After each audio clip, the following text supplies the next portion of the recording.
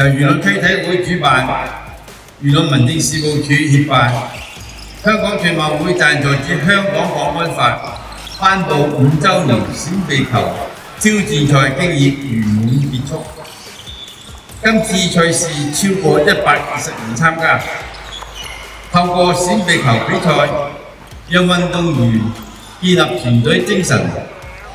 提升技術水平，同時推廣閃避球安全理念，加強市民對遇水襲擊時